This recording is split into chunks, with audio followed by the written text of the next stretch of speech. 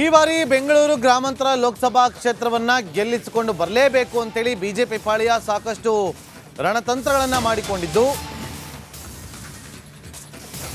Doctor CN. Manjunath ಅವರನ್ನ ಅಖಾಡಕ್ಕೆ ಇಳಿಸೋ ಮೂಲಕ ಒಂದು ರೀತಿಯಲ್ಲಿ ಟಕ್ಕರ್ ಕೊಡೋದಕ್ಕೆ ಪ್ಲಾನಿಂಗ್ ಅನ್ನ ಮಾಡಿಕೊಂಡಿದ್ರು. ಈಗ ಮುಖಂಡರ ಜೊತೆಯಲ್ಲಿ ಅಭ್ಯರ್ಥಿ ಡಾಕ್ಟರ್ ಸಿ.ಎನ್. ಮಂಜುನಾಥ್ ಅವರು ಚರ್ಚೆಯನ್ನು ನಡೆಸುತ್ತಿದ್ದಾರೆ. ಕಳೆದ ಬಾರಿ ಸ್ಪರ್ಧೆ ಮಾಡಿದ್ದ ಅಶ್ವಥ್ ನಾರಾಯಣಗೌಡ ಜೊತೆ ಚರ್ಚೆಯನ್ನ ಮಾಡ್ತಿದ್ದಾರೆ. ನಾಗರಬಾವಿಯ ಅಶ್ವಥ್ ನಾರಾಯಣಗೌಡ ಮನೆಯಲ್ಲಿ ಚರ್ಚೆಯನ್ನು ಮಾಡ್ತಾ ಇರುವಂತ ಬಿಜೆಪಿ ಅಭ್ಯರ್ಥಿ ಡಾಕ್ಟರ್ ಸಿ.ಎನ್. ಮಂಜುನಾಥ್ ನೋಡಿ, ಕಳೆದ ಚುನಾವಣೆಯಲ್ಲಿ ಅಶ್ವಥ್ ನಾರಾಯಣ ಅವರು ಸ್ಪರ್ಧೆ ಮಾಡಿದ್ರು. ಬಹುಶಃ ಮುಂಚೆ ಟಿಕೆಟ್ ಸಿಕ್ಕಿದ್ರೆ ಕಳೆದ ಬಾರಿ ಅವರು ಗೆಲ್ತಾ ಇದ್ರು ಅನ್ನುವ ಚರ್ಚೆಗಳಿತ್ತು. ಸೊ ಈ ಬಗ್ಗೆ ಖುದ್ದು ಬೆಂಗಳೂರಿನಲ್ಲಿ ಅಭ್ಯರ್ಥಿ ಡಾಕ್ಟರ್ ಸಿ.ಎನ್. ಮಂಜುನಾಥ್ ಅವರು ಹೇಳಿಕೆಯನ್ನು ಕೊಟ್ಟಿದ್ದಾರೆ, ಕೇಳಿ.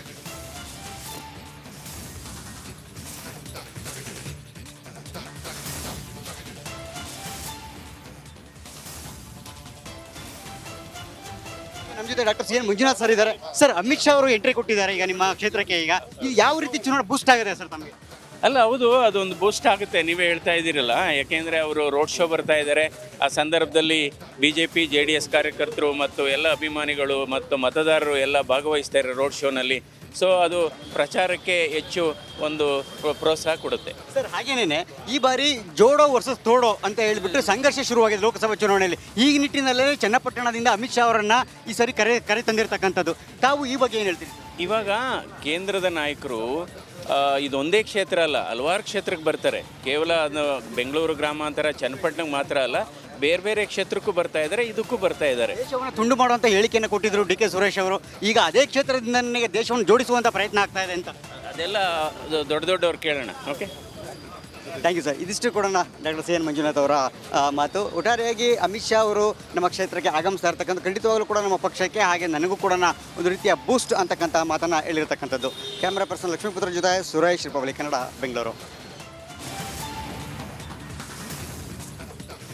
ಚುನಾವಣಾ ಅಖಾಡ ಬಿರುಸುಗೊಳ್ತಾ ಇದೆ. ಚುನಾವಣಾ ಪ್ರಚಾರಗಳು ಕೂಡ ಹಂತ ಹಂತವಾಗಿ ಅಬ್ಬರವನ್ನ ಹೆಚ್ಚು ಮಾಡಿಕೊಳ್ತಾ ಇವೆ. ಇದರ ಭಾಗವಾಗಿ ಬಿಜೆಪಿ ಪಾಳ್ಯದಿಂದ ಕಣಕ್ಕಿಳಿದಿರುವ ಅಭ್ಯರ್ಥಿಗಳನ್ನ ಗೆಲ್ಲಿಸುವ ಸಲುವಾಗಿ, ಅದರಲ್ಲೂ ವಿಶೇಷವಾಗಿ ಬೆಂಗಳೂರು ಗ್ರಾಮಾಂತರ ಭಾಗದಲ್ಲಿ ಅಭ್ಯರ್ಥಿಯ ಗೆಲುವಿನ ಸಲುವಾಗಿ ಇದೀಗ ಬಿಜೆಪಿ ಚಾಣಕ್ಯನ ಎಂಟ್ರಿ ಆಗ್ತಾ ಇದೆ. ಅದರಲ್ಲೂ ನೇರವಾಗಿ DK ಬ್ರದರ್ಸ್ ಅಡ್ಡದಿಂದಲೇ ಕರುನಾಡಿನ ಕುರುಕ್ಷೇತ್ರಕ್ಕೆ ಎಂಟ್ರಿಯನ್ನ ಪಡೆದಿದ್ದಾರೆ ಅಮಿತ್ ಶಾ. ಏಪ್ರಿಲ್ 1ರಂದು ರಾತ್ರಿ 11ಕ್ಕೆ ಬೆಂಗಳೂರಿಗೆ ಆಗಮಿಸುತ್ತಾರೆ ಅಮಿತ್ ಶಾ.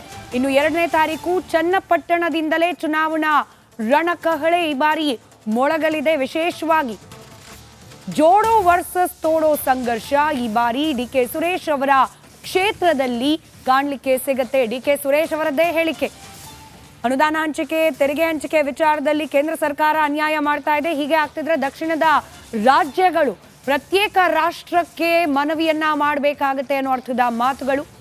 ಒಂದ್ ಕಡೆ ರಾಹುಲ್ ಗಾಂಧಿ ಭಾರತ್ ಜೋಡೋ ಅನ್ನೋ ಯಾತ್ರೆಯನ್ನ ಮಾಡ್ತಿದ್ರೆ, ಇತ್ತ ಅವರದೇ ಪಕ್ಷದ ನಾಯಕರು ಭಾರತ ಒಡೆಯೋದಕ್ಕೆ, ಭಾರತವನ್ನ ಇಬ್ಬಾಗ ಮಾಡೋದಕ್ಕೆ ಪ್ರಯತ್ನ ಮಾಡ್ತಿದ್ದಾರೆ ಅನ್ನೋದನ್ನ ಮತದಾರರ ಮುಂದೆ ಅಮಿತ್ ಶಾ ಗಟ್ಟಿ ಧ್ವನಿಯಲ್ಲಿ ಪುನರುಚ್ಚರಿಸುವ ಸಾಧ್ಯತೆ ಇದೆ.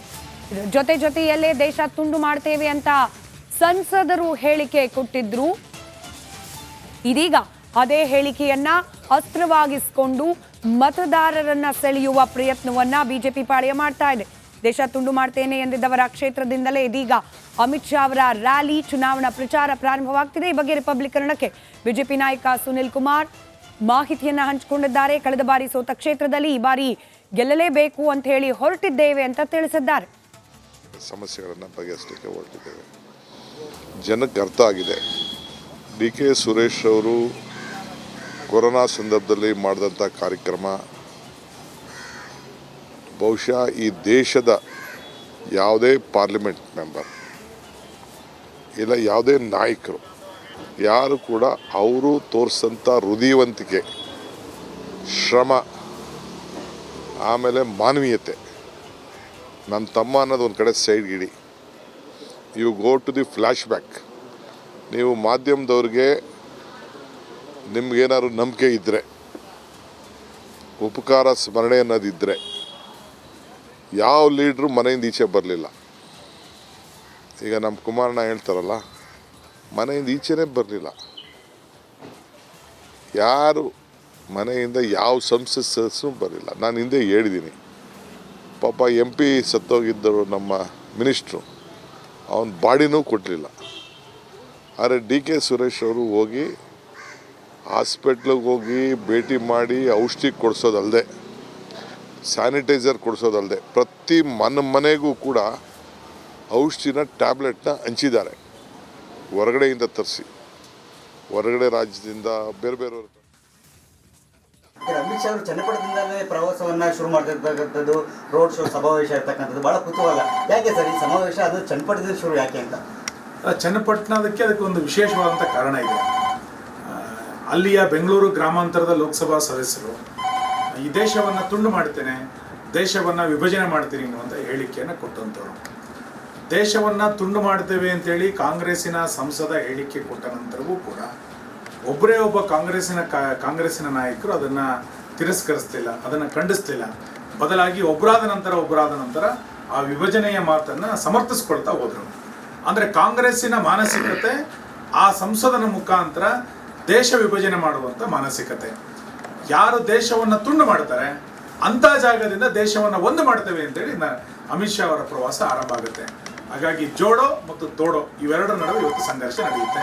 ಆ ಹಿನ್ನೆಲೆಯಲ್ಲಿ 370ನೇ ವಿಧಿಯನ್ನು ರದ್ದು ಮಾಡೋದ್ರ ಮುಖಾಂತರ ದೇಶವನ್ನು ಅಮಿತ್ ಶಾ ಯಾವ ರೀತಿ ಒಂದು ಮಾಡಿದ್ರೋ ಕಾನೂನಿನ ಮುಖಾಂತರ, ಆ ಪ್ರೇರಣೆಯೊಂದಿಗೆ ಚನ್ನಪಟ್ಟಣದಲ್ಲಿ ನಾವು ಭಾರತ್ ಜೋಡೋವನ್ನು ಜೋಡಿಸ್ತೇವೆ, ಭಾರತವನ್ನು ಒಂದಾಗಿಸ್ತೇವೆ ಎನ್ನುವಂಥ ಸಂಕಲ್ಪವನ್ನು ಇಟ್ಟುಕೊಂಡು ಅಲ್ಲಿಂದ ಒಂದು ರ್ಯಾಲಿಗಳು ಆರಂಭ ಆಗ್ತವೆ. ಬೆಂಗಳೂರು ಗ್ರಾಮಾಂತರದಲ್ಲಿ ಬಾರಿ ಏನು ಹಳೆ ಮೈಸೂರು ಭಾಗದಲ್ಲಿ ಬೆಂಗಳೂರು ಗ್ರಾಮಾಂತರ ಬಾರಿ ಟಾರ್ಗೆಟ್ ಬಿಜೆಪಿ ನಾಯಕರು. ಎಲ್ಲದೂ ನಮಗೆ ಟಾರ್ಗೆಟ್ಟೆ. ಸ್ವಲ್ಪ ವಿಶೇಷವಾದಂಥ ಗಮನವನ್ನು ಬೆಂಗಳೂರು ಗ್ರಾಮಾಂತರಕ್ಕೆ ಕೊಡ್ತಾ ಇದ್ದೀವಿ. ಕಾರಣ ಅಲ್ಲಿ ದೇಶ ವಿಭಜನೆ ಮಾಡುವಂಥವ್ರು ಇದ್ದಾರೆ. ಎರಡನೇದು, ಕಳೆದ ಬಾರಿ ನಾವು ಸೋತಂಥ ಕ್ಷೇತ್ರ ಅದನ್ನ ಈ ವರ್ಷ ಗೆಲ್ಲಬೇಕು ಅಂತ ಹೊರಟಿದ್ದೀವಿ. ಸರ್, ಕೊನೆಯದಾಗಿ ಅಮಿತ್ ಶಾ ಅವರ ಎಂಟ್ರಿಯಿಂದ ಪಕ್ಷಕ್ಕೆ ಯಾವ ರೀತಿ ಬೂಸ್ಟ್ ಆಗುತ್ತೆ? ಮೊದಲ ಹಂತವಾಗಿ ಬರ್ತಾ ಇರೋದು ನಾನು ಆಗಲೇ ಹೇಳಿದ್ನಲ್ಲ, ನಾನು 3 ರೀತಿಯಾದಂಥ ಕಾರ್ಯಕ್ರಮಗಳನ್ನ ಜೋಡಿಸಿದೆ. ಮೊದಲನೇದು JDS ಮತ್ತು BJPಯ ರಾಜ್ಯ ಮಟ್ಟದ ಪ್ರಮುಖರ ಜೊತೆಗೆ ಒಂದು ಉಪಹಾರದ ಸಭೆಯನ್ನು ಜೋಡಿಸಿದೆ. ಸಮನ್ವಯದ ದೃಷ್ಟಿಯಿಂದ ಅದು ಒಳ್ಳೆಯದಾಗುತ್ತೆ. ಒಂದು 5,000 ಜನ ಕಾರ್ಯಕರ್ತರ ಸಮಾವೇಶವನ್ನು ಜೋಡಿಸಿದೆ. ಸಹಜವಾಗಿ 4-5 ಲೋಕಸಭಾ ಕ್ಷೇತ್ರಗಳಿಗೆ ಕಾರ್ಯಕರ್ತರಿಗೆ ಉತ್ಸಾಹ ಸಿಗುತ್ತೆ. ಇನ್ನು 4 ಲೋಕಸಭಾ ಕ್ಷೇತ್ರಗಳಲ್ಲಿ ಪ್ರಮುಖರ ಜೊತೆಗೆ ಮಾತುಕತೆಯನ್ನು ಸುದೀರ್ಘವಾಗಿ ಮಾಡ್ತಾ ಇದೆ. ಅದೊಂದು 4 ಲೋಕಸಭಾ ಕ್ಷೇತ್ರದಲ್ಲಿ ಕಾರ್ಯಕರ್ತರಿಗೆ ಉತ್ಸಾಹ ಸಿಗುತ್ತೆ. ಒಂದು ರೋಡ್ ಶೋ, ಒಟ್ಟಾರೆ ಒಂದು 10 ಲೋಕಸಭಾ ಕ್ಷೇತ್ರಗಳ ಮೇಲೆ ನೇರವಾಗಿ ಅಮಿತ್ ಶಾ ಅವರ ಪರಿಣಾಮ ಒಂದು ಪ್ರವಾಸದ ಮುಖಾಂತರ ಸಿಗುತ್ತೆ. ಅಮಿತ್ ಶಾ ಅಂತಂದರೆ ಅದೊಂದು ಚಾಣಕ್ಯ ಅಂತ ನಾವು ಕೊಟ್ಕೊಂಡಿದ್ದೇವೆ. ರಾಷ್ಟ್ರೀಯ ಅಧ್ಯಕ್ಷರಾಗಿ ಪಾರ್ಟಿಗೆ ದೊಡ್ಡ ಶಕ್ತಿಯನ್ನು ಕೊಟ್ಟಂಥವ್ರು, ಗೃಹ ಸಚಿವರಾಗಿ ಒಂದು ದೊಡ್ಡ ಭದ್ರತೆಯನ್ನು ಈ ದೇಶದಲ್ಲಿ ಕೊಟ್ಟು ಒಂದು ಹೊಸ ಬದಲಾವಣೆಯನ್ನು ಈ ದೇಶದಲ್ಲಿ ತಂದುಕೊಟ್ಟಂಥವ್ರು. ಉಗ್ರತೆಯನ್ನು ಹೊಂದಿರುವಂಥ ಅಮಿತ್ ಶಾ ಅವರ ಪ್ರವಾಸ ಕರ್ನಾಟಕದಲ್ಲಿ ಒಂದು ಹೊಸ ಉತ್ಸಾಹವನ್ನು ಕಾರ್ಯಕರ್ತರಿಗೆ ಕೊಡುತ್ತೆ. ನಮ್ಮ ಚುನಾವಣೆಗೆ ಒಂದು ದೊಡ್ಡ ದಿಕ್ಸೂಚಿಯನ್ನು ಈ ಪ್ರವಾಸ ಕೊಡುತ್ತೆ ಅಂತ ನಾನು ಭಾವಿಸ್ತೇನೆ. Thank you sir. ಇದಿಷ್ಟು ಕೂಡ ಸುನೀಲ್ ಕುಮಾರ್ ಅವರ ಮಾತು. ಒಟ್ಟಾರೆ ಈ ಬಾರಿಯ ಚುನಾವಣೆ ತೋಡೋ ವರ್ಸಸ್ ಜೋಡೋ ಅಂತಕ್ಕಂಥ ಮಾತನ್ನು ಭಾಳ ಸ್ಪಷ್ಟವಾಗಿರ್ತಕ್ಕಂಥದ್ದು. ನೋಡೋಣ ಅಮಿತ್ ಶಾ ಹೋದ ನಂತರ ರಾಜ್ಯ ಬಿಜೆಪಿಯಲ್ಲಿ ಯಾವಷ್ಟರ ಮಟ್ಟಿಗೆ ಬೂಸ್ಟಪ್ ಆಗುತ್ತೆ. ಹಾಗೆಯೇ ಅತೃಪ್ತ ನಾಯಕರು ಎಲ್ಲರನ್ನೂ ಕೂಡ ಶಮನ ಆಗಿ ಎಲ್ಲರನ್ನೂ ವಿಶ್ವಾಸಕ್ಕೆ ತೆಗೆದುಕೊಳ್ಳುವಂಥ ಪ್ರಯತ್ನ ಸಕ್ಸಸ್ ಆಗುತ್ತಾ ಅಂತಕ್ಕಂಥದ್ದನ್ನು ಕ್ಯಾಮ್ರಾ ಪರ್ಸನ್ ಕೃಷ್ಣ ಜೊತೆ ಸುರೇಶ್ ಕನ್ನಡ, ಬೆಂಗಳೂರು.